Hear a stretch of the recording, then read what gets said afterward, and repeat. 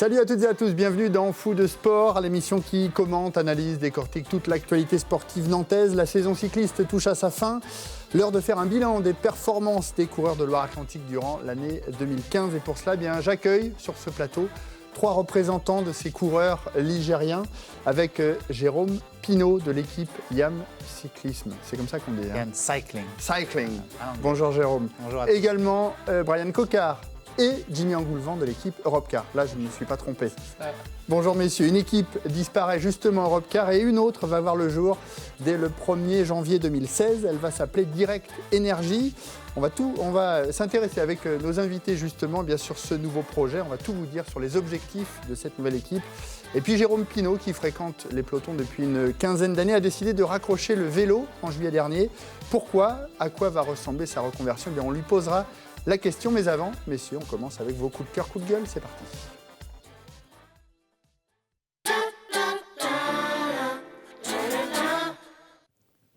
Coup de cœur, coup de gueule avec Jérôme. Coup de cœur ou coup de gueule ? Ouais, coup de cœur, le championnat de France de poursuite ce week-end à Bordeaux et le titre sur piste. Sur piste, ouais. Le titre de Sylvain Chavanel. J'avais un jeune très connaisseur de la piste qui m'a dit il y a une semaine qu'il était impossible que Sylvain s'impose. Et il l'a fait. En la personne de Brian Coquard, et il s'est imposé, et de fort belle manière en plus, donc coup de cœur pour Sylvain. Alors Brian, coup de cœur ou coup de gueule ? Oui, mais coup de cœur, c'est la même chose. Non, c'est sûr que j'étais pessimiste.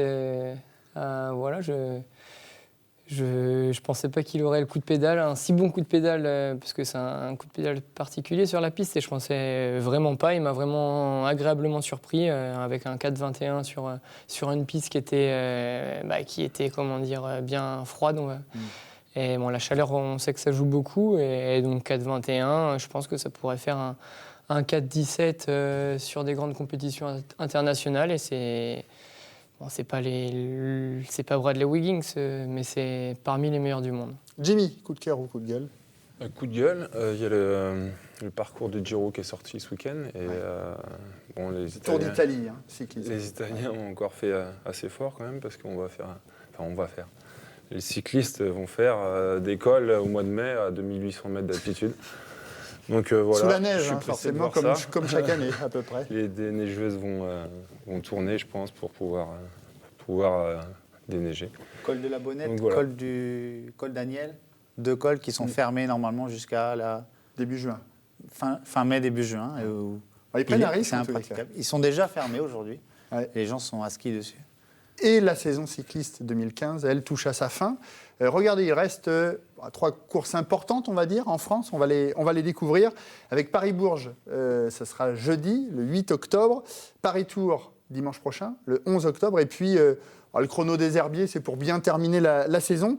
Sont des vraies courses de prestige, messieurs. Les 2 premières, Paris-Bourges et Paris-Tours. Jérôme ? Surtout Paris-Bourges. Tout coureur qui s'impose sur Paris-Bourges est quand même...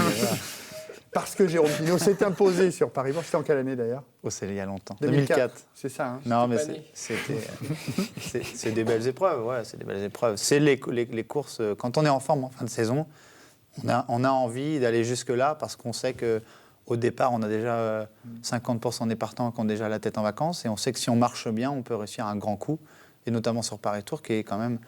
Malgré la déclassification du World Tour, Coupe de France, c'est plus en Coupe du Monde, c'était une épreuve de Coupe du Monde, mais ça reste une très grande course et quand on la motte à son palmarès, on est un très grand. De toute façon, seuls les grands ont gagné à Paris-Tour. Vous allez y participer, monsieur ?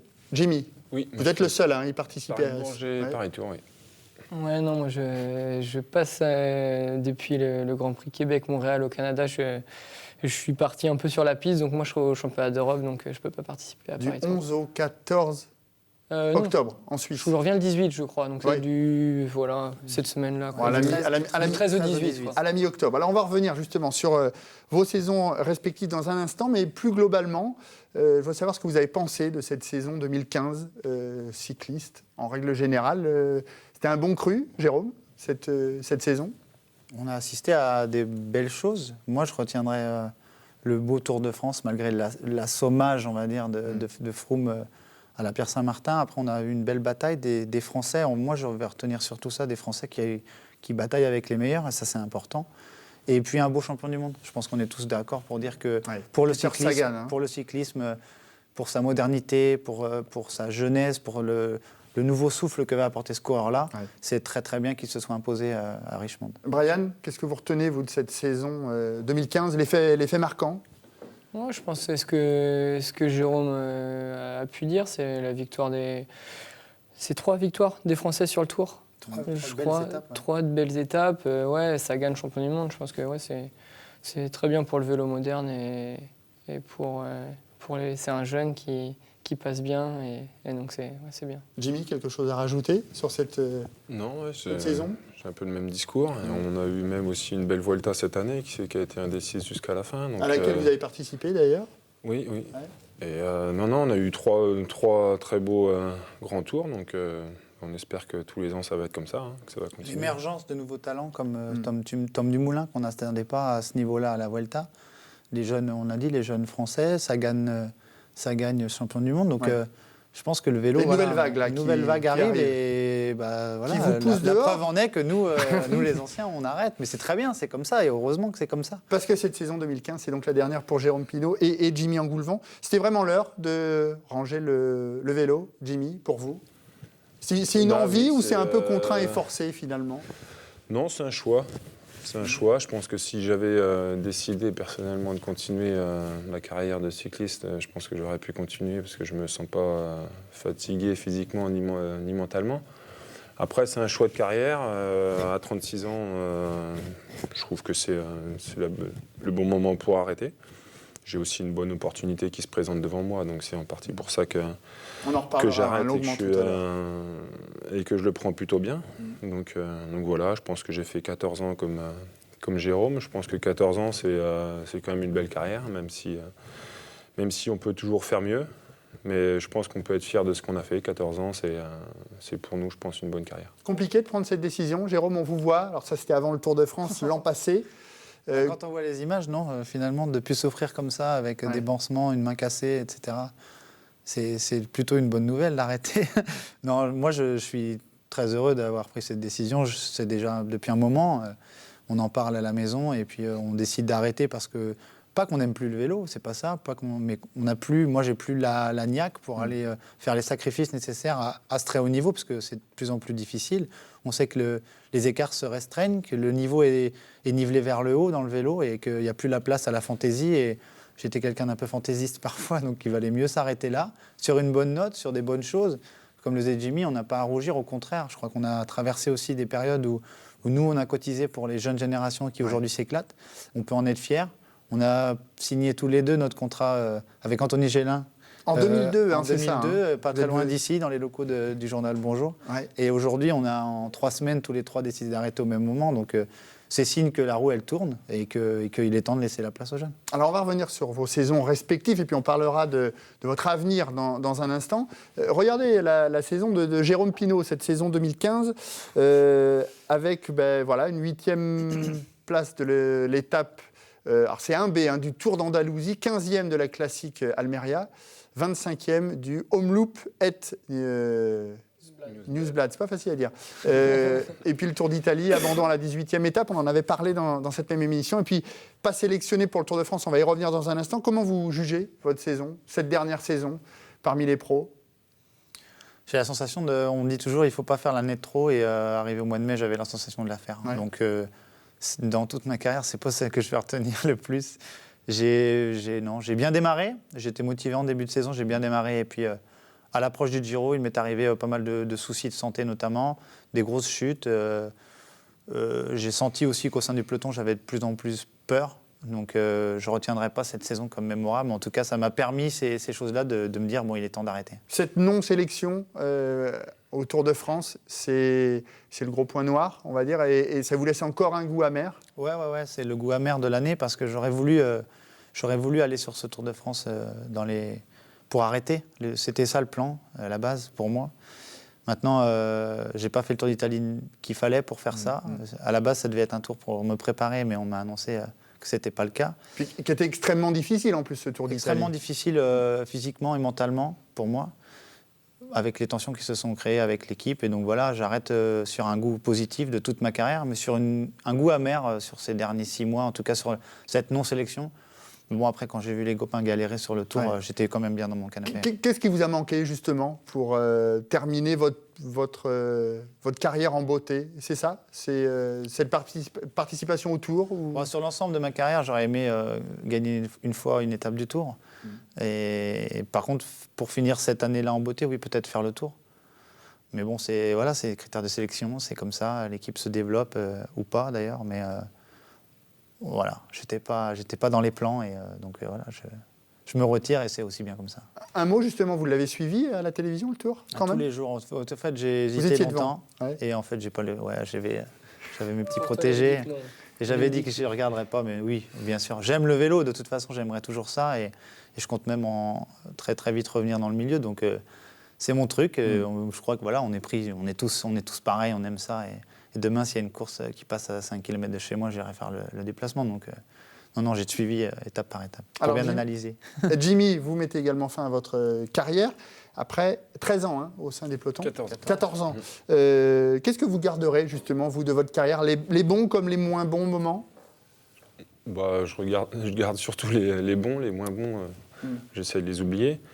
Mais bon, sur les 14 ans, franchement, j'ai passé plutôt de bons moments que de mauvais moments, même si bon, il y a quand même pas mal de sacrifices à faire, des moments qui sont un peu plus durs que d'autres. Mais je pense que quand on est positif, quand on pense à l'avenir, on garde surtout les bons et il y en a pas mal. Alors on le disait, vous avez fait votre carrière à peu près en même temps. Quels sont les moments que vous avez partagés ensemble, justement? Des sorties, alors là vous n'êtes pas ensemble, mais des sorties d'entraînement, quand il fait froid, l'hiver, tout ça, ça soude aussi une amitié. Bien sûr, Jérôme. on a... Bon, à ces sorties-là, déjà de notre signature, on ne vous racontera pas les détails de la soirée de la signature, mais ça a commencé là. Et puis avant, on était amateurs ensemble, on a grandi ensemble, on a fait les sélections régionales ensemble, et puis les années pro. Et puis on ne s'est jamais séparés avec Jimmy, comme avec Sylvain, comme avec Anthony Gélin, avec cette génération-là. Voilà. Ouais. On ne s'est jamais vraiment séparés, même si on n'était plus dans les mêmes équipes. On avait toujours un contact dans le peloton et en dehors. Puis avec Jimmy, on a partagé aussi les entraînements, puisque forcément... et puis les matchs de foot. Voilà. Les matchs de ça foot nous a également. surtout appris à progresser au football. On ne parlera pas de foot ici. Brian, Jérôme, il n'y a pas longtemps. 2002, vous aviez 2002, j'avais 10 ans, oui. 10 ans quand ils commençaient leur carrière. Ouais. Vous aviez déjà, vous, l'envie d'aller sur le vélo? C'était des exemples pour vous? C'était des exemples. Déjà, Jérôme était un exemple pour moi. Pour la petite anecdote, je ne sais plus, je devais avoir peut-être... C'est ça, 10 ans parce que c'était ouais, il y a une photo qui existe. Je la ressortirai. Vous aviez des cheveux, Jérôme, d'ailleurs, à l'époque. J'avais beaucoup de cheveux. Comme moi. J'avais autant que lui, pratiquement. Mais oui, c'est sûr que du coup, Jérôme était au club de Pontchâteau et moi, j'étais tout gamin. Et j'avais eu la chance et le privilège de recevoir une coupe de Jérôme à une assemblée générale. Et donc, ouais, c'est des bons souvenirs. Alors, vous étiez encore, Jimmy, sur le vélo dimanche dernier, parce que la saison, on l'a dit, n'est pas terminée. On va voir quelques images, d'ailleurs, quelques photos. On savoure encore plus, finalement, quand on sait que c'est la fin, même si c'était des conditions dantesques. Ce Tour de Vendée, sous la pluie, le vent, mais on savoure toujours autant quand on sait que c'est bientôt terminé. Oui, c'est sûr. Ouais. En plus, la condition est encore bonne, donc j'ai envie d'en profiter, pas avoir de regrets. Donc toutes les choses que je peux tenter, je le fais. Et on essaie de terminer bien la saison et puis bien ma carrière. Donc voilà, j'ai été échappé un petit peu encore au Tour de Vendée. J'espère que ça va être encore le cas sur les 2 dernières courses qui me restent. Alors on va voir justement votre saison également en chiffres, avec une 24e place aux 3 jours des Flandres et puis une 133e place au Tour d'Espagne. Comment vous la qualifieriez, cette dernière saison pour vous? Elle est plutôt bonne. Après, il me manque au moins une victoire. J'ai pas mal été à l'avant en étant échappé. J'ai quelques places. Et bon, j'ai pas trouvé l'ouverture cette année pour lever les bras. Donc voilà, c'est la petite frustration parce que ça faisait depuis 2007 que je gagnais tous les ans. C'est plus fini. Donc il me reste 2 courses. Voilà, ce serait bien, quoi. Mais bon. Pas de Tour de France, vous non plus. Le dernier, c'était en 2012. C'est un regret aussi de ne pas terminer sur un tour. On s'était vu avant. Vous auriez aimé. Oui, j'aurais aimé. Mais après, voilà, il y a la concurrence. Il y a la concurrence de la jeunesse qui arrive. Et puis, bon, j'ai 36 ans. Donc, L'équipe aussi a besoin d'un peu de fraîcheur. Forcément, aussi à 36 ans, je suis peut-être un peu moins fougueux, un peu moins fou pour aller frotter sur un Tour de France. Donc voilà, c'est beaucoup de facteurs qui rentrent en jeu pour la sélection. Je pense que cette année, j'en étais encore pas loin, mais voilà, il y a eu des priorités pour l'équipe. Et il faut savoir les accepter, parce qu'on est professionnel. Derrière, j'ai été sélectionné pour faire une Vuelta où ça s'est bien passé. Donc, Tour d'Espagne, la donc Vuelta. voilà, ouais. Je suis plutôt satisfait d'aller faire une Vuelta qui me convient vraiment pas au niveau du profil, où je m'en suis pas trop mal sorti. Donc c'est une bonne satisfaction quand même de terminer par un grand tour comme ça. Alors, regardez vos 14 ans de carrière en chiffres. Vous avez fait 6 équipes, vous avez fréquenté 6 équipes, si mes calculs sont bons. Oui, ça fait 6 équipes, ça fait 4 structures en fait. Voilà, sachant que ça a changé de nom. Voilà, c'est ça. 2010, vous gagnez le Tour du Poitou-Charentes. 2012, les 4 jours de Dunkerque. Ça, c'est une belle ligne à votre palmarès. 5 Tours de France, 2 Tours d'Espagne. Le dernier Tour de France, c'était en 2012. Vous terminez lanterne rouge. Est-ce qu'on vous en parle encore de ça ? Bah oui, la preuve. non, ouais, c'est assez marrant, parce que c'est le genre de truc que, quand on est coureur, on s'en fiche complètement. Vous l'avez, la petite lanterne rouge chez vous, sur la cheminée, non ? Non, je ne suis pas du genre à afficher ça. Après, c'est avec mon profil, déjà, j'ai beaucoup plus de chances d'être lanterne rouge que d'être à l'avant du classement. Mais, comment vous avez vécu ce moment, justement ? Parce que vous le terminez malgré tout, le Tour de France. Il y en a des meilleurs en 2012 qui ont abandonné. Vous l'avez terminé, même à la dernière place. Oui, c'est sûr. Après, si j'avais voulu ne pas être lanterne rouge, j'aurais très bien pu. C'est pas vraiment dur, tu t'accroches un peu plus, tu fais moins de boulot pour l'équipe, et puis tu n'es plus lanterne rouge. Mais moi, c'est pas ma priorité. La priorité, c'est que je donne tout pour l'équipe quand c'est le cas, et puis après, que je m'accroche pour que je sois dans les délais, et que je m'accroche juste pour être dans les délais, et pas forcément aller chercher un résultat. Donc, ça fait une somme de temps perdu qui fait que je me retrouve lanterne rouge. Mais j'y prête peu attention. Des regrets dans cette carrière, dans votre carrière ? Non, j'ai pas vraiment de regrets. Je pense que j'ai, comme tu viens de le dire, j'ai gagné les 4 jours de Dunkerque et le Tour du Poitou-Charentes. C'est pratiquement les plus belles courses que je peux gagner avec mon profil par étape. Donc, la façon où j'ai été les gagner, je pense que je peux en être content. Après, le Tour de Dunkerque, c'était pas dans la facilité. Il y avait de l'aversité. Non, des regrets, non, j'en ai pas vraiment, quoi. Après, c'est sûr qu'on peut toujours dire, ouais, j'aurais aimé gagner une étape du Tour. C'est toujours facile à dire, mais bon, c'est plus dur à faire. Alors, Jérôme Pineau et Jimmy Engoulevent arrêtent. En revanche, notre troisième invité, Brian Coquard, 23 ans, tout début de sa carrière. Regardez d'ailleurs les chiffres de cette saison 2015 pour Brian. Alors sur route, d'abord, 3e de l'Étoile de Bessèges, 2e des 4 jours de Dunkerque avec une victoire d'étape, ou deux, une victoire d'étape au sprint. 110e du Tour de France cette saison, c'est 4 places de mieux que la saison passée. Et puis sur piste, champion du monde de l'américaine, champion de France de poursuite par équipe et champion de France de l'américaine, c'était ce week-end à Bordeaux. C'est important pour vous d'associer route et piste. On sait que vous venez de la piste au club de Pontchâteau. Oui, c'est important. Après, c'est un souhait. C'est un peu mon hobby, on peut dire. Non, ce que j'aime, c'est retourner sur la piste. C'est la vitesse que vous aimez de toute façon, que ce soit sur route ou sur piste. Oui, c'est ça. Après, c'est des sensations, un public différent de la route. C'est spectaculaire. Il y a du spectacle et moi, j'aime ça. Et donc, c'est pour ça aussi que c'est un souhait de finir ma saison là sur la piste avec le championnat de France, le championnat d'Europe et peut-être la Coupe du Monde à Calice, on ne sait pas encore. Messieurs, le regard des anciens sur le jeune coureur qu'est Brian Coquard, ce qui fait, c'est déjà le début de la marque d'un grand, Jérôme ? Oui, c'est déjà les débuts de la marque d'un grand. Mais on va revoir d'ailleurs la victoire sur les 4 jours de Dunkerque au sprint. C'est là, cette année, où c'est un peu plus qu'au sprint. Il a été impressionnant ce jour-là. J'ai même été un peu déçu pour moi, mais pour lui surtout, qu'il n'ait pas gagné ce classement général, parce qu'il était vraiment le plus fort ce jour-là. En tout cas, il avait montré des grandes qualités. c'est quelqu'un qui, de toute façon, on le sait, qui est une pépite, qui a du talent, énormément de talent, qu'on n'a pas vu un talent comme ça depuis longtemps. Puis qui tire bien la langue, hein, regardez. Ouais, là, voilà. Il était content parce qu'il avait la pression cette journée-là. Non, mais c'est du talent à l'état brut et maintenant il va falloir travailler tout ça. Il a fait trois saisons, deux belles dernières saisons là, et puis maintenant il faut passer à l'étage supérieur, mais il le sait. Aujourd'hui, il va changer de statut dans son équipe mais il a des gens compétents qui vont l'encadrer. Alors justement, on y vient, la transition est parfaite. Merci Jérôme Pilaud. Vous êtes fait pour les médias, vous. On vous l'a déjà dit. Ouais. Alors une évolution qui va donc passer par ce changement d'équipe. Europcar devient Direct Énergie. Le manager reste Jean-René Bernaudot, vous lui restez donc fidèle. Pourtant, vous avez eu de nombreuses propositions durant cette fin de saison, fin d'été. Ça a été compliqué à vivre, justement, cette période où on attendait un sponsor du côté de Jean-René Bernaudot. Et puis derrière, il y avait 5, 6, 7, 8, même un peu plus d'équipes qui vous voulaient. Ouais, j'ai passé de sale nuit, ça a été très compliqué de la fin du tour jusqu'à la signature et le jour où j'ai rencontré vraiment le PDG de Direct Énergie avec Jean-René. Ça a été complexe.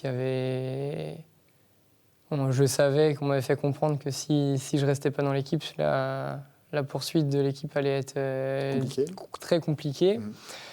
Et donc voilà, c'est un pari aussi personnel, un pari aussi pour mes équipiers, pour le staff, avec ce nouveau projet autour de moi dans l'équipe. Donc ça a été un choix difficile et donc maintenant je suis pressé qu'on mette les choses en place. Ça aurait pu être le bon moment de partir, Jérôme ? 23 ans ?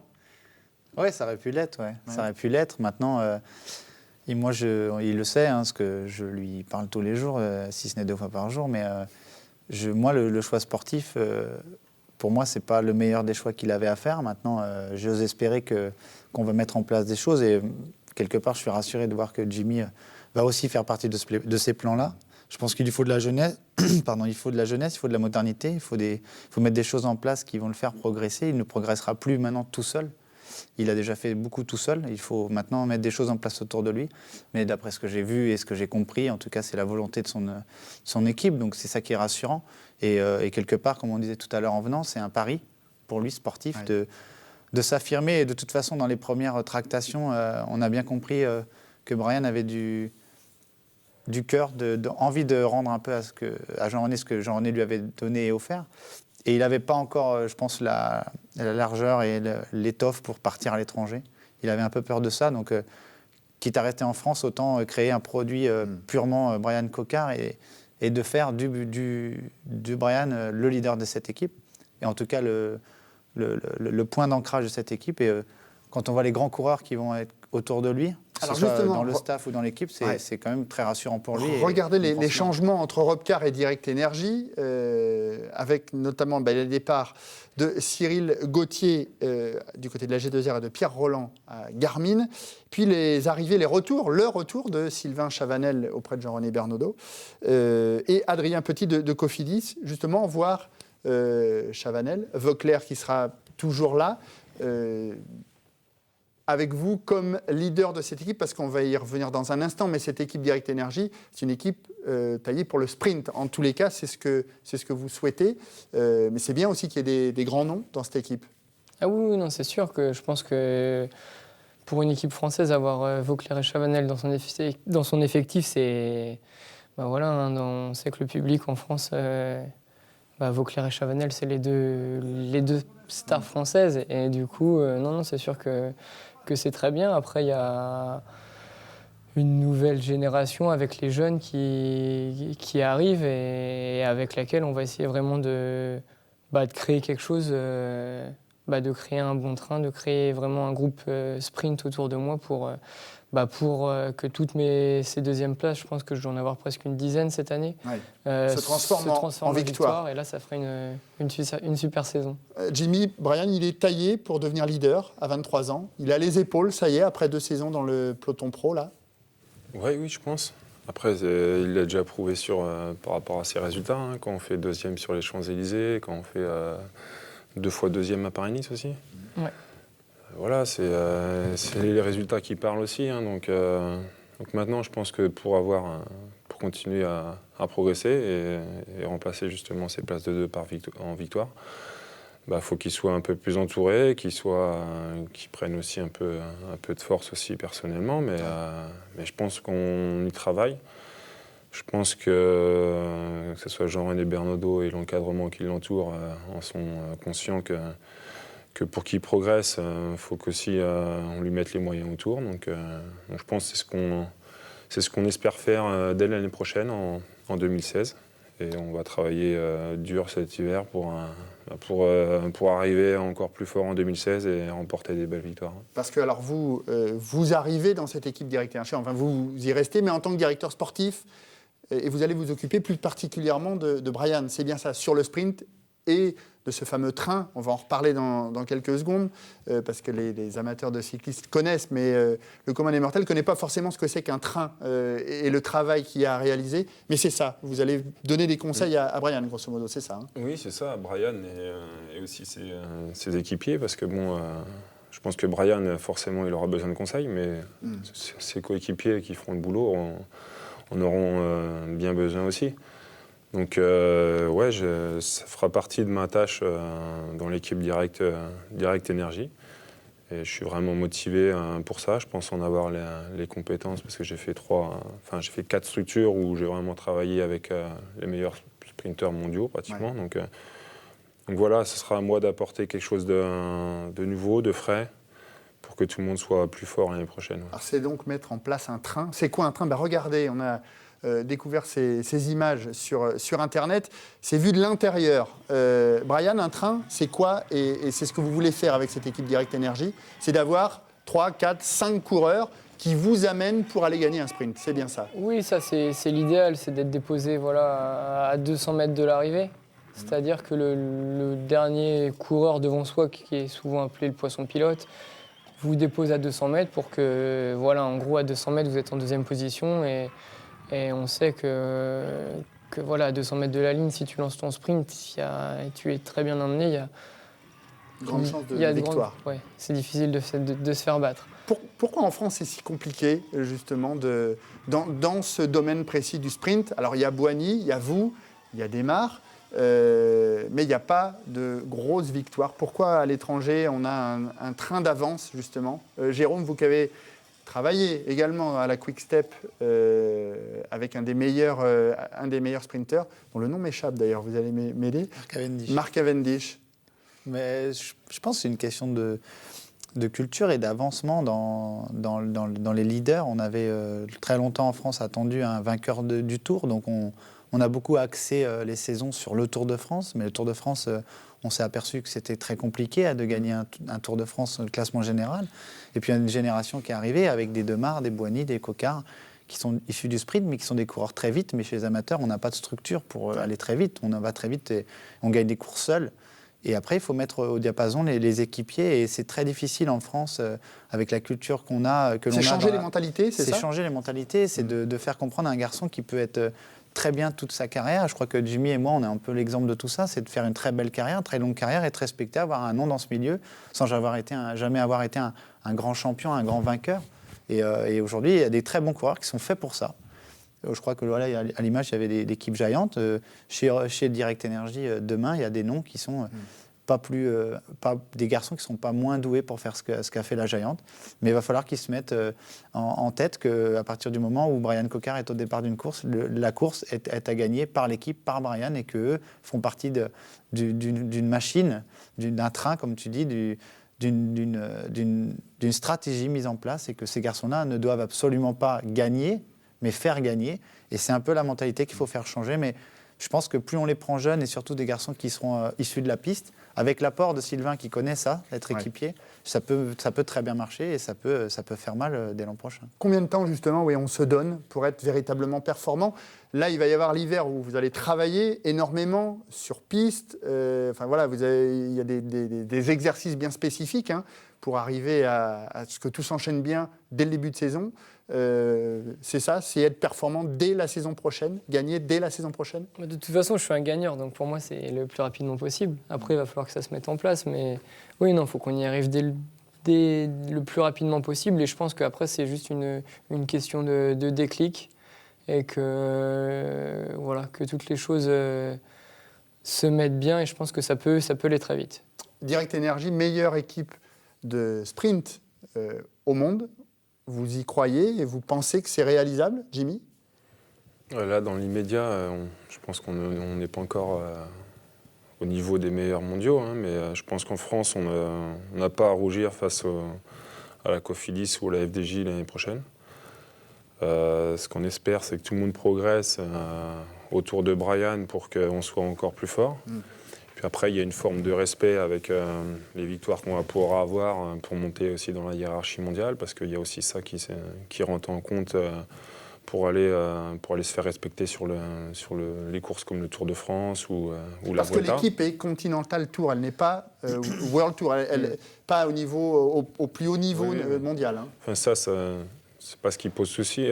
Après, je pense que si Brian il gagne 2 ou 3 étapes à Paris-Nice, on va se faire vite respecter vis-à-vis des grosses structures du sprint. Et puis après, ça va être plus facile pour trouver sa place à l'avant du peloton, et puis plus facile pour se mettre en place. Il y a une grosse forme de respect, une hiérarchie dans le sprint. Pour l'instant, Brian, il n'est pas encore au niveau des Cavendish, Kittel, Greipel, qui sont pour moi les Sagan aussi, qui sont les 3-4 meilleurs vraiment mondiaux au niveau du sprint. Nous, on est juste derrière. On espère aller titiller dès l'année prochaine ces structures-là et ces coureurs-là pour faire sa place justement au niveau du sprint. Jimmy, Brian, un mot également sur les Jeux Olympiques qui se profilent à Rio l'année prochaine. Si vous vous lancez dans une telle équipe, avec un tel projet autour de vous, c'est envisageable également de vous retrouver à Rio sur piste l'an prochain ou pas ? Moi, la décision est faite. On en a réfléchi, j'y ai réfléchi beaucoup et j'en ai parlé avec Thomas Bouda, qui est le principal intéressé pour l'Omnium. C'est-à-dire que je pense que Thomas a 21 ans. Qui est un de vos coéquipiers voilà, c'est ça. Chez Europcar pour le moment. Oui. Et je pense qu'en progressant, il peut être très, très intéressant et très, très utile pour moi dans le sprint. Et du coup, on est parti sur un petit accord de toute façon, moi, en faisant le Tour de France, c'est pas possible de préparer l'Omnium au jeu correctement. Vous ne serez pas à Rio l'an prochain. C'est pas ça.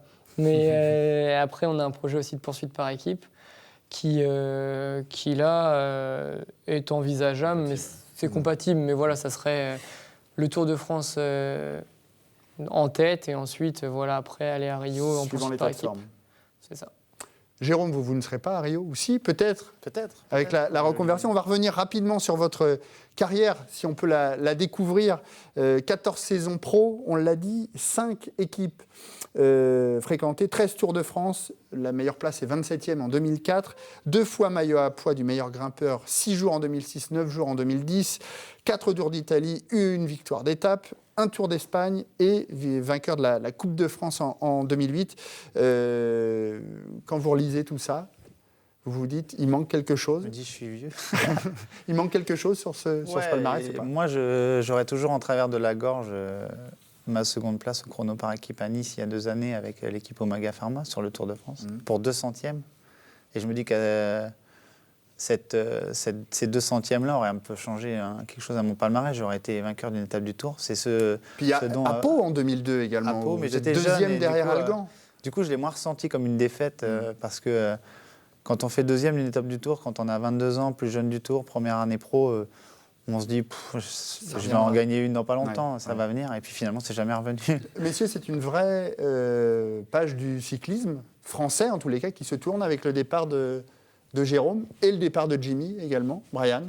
Oui, c'est sûr que ça va faire un changement, un renouveau. C'était un peu les anciens du peloton. Et même moi, je l'ai beaucoup. Ça va me changer beaucoup déjà à l'entraînement, parce que ça me fait 2 collègues qui partent en retraite. Et du coup, ça fait moins de collègues à l'entraînement. Donc c'est sûr que Jérôme était hyper important pour moi tout au long de l'année à l'entraînement. On discutait beaucoup et c'était de très bons conseils. Et puis pour revenir sur Jimmy aussi, cette saison, je pense que le rôle qu'il aura l'année prochaine, ça sera plus simple pour lui parce qu'il essayait déjà de le faire un peu lorsqu'on courait ensemble. Mais en étant coureur, c'est un peu difficile de vraiment avoir beaucoup de poids. Et voilà, il était un peu entre les deux. Donc c'est sûr que ça va changer, mais je pourrais toujours les écouter, ils seront toujours de bons conseils. Alors Jérôme, la carrière est derrière. Qu'est-ce que vous allez faire maintenant, dites-nous? C'est quoi l'idée? Directeur sportif, pourquoi pas? Vous avez dit que vous vouliez revenir un jour ou l'autre dans le vélo. Mais là, dans la saison qui va arriver... La saison prochaine, je viens de passer un accord avec une chaîne de télévision qui s'appelle beIN Sport. Donc je vais commenter les événements cyclistes tout au long de l'année.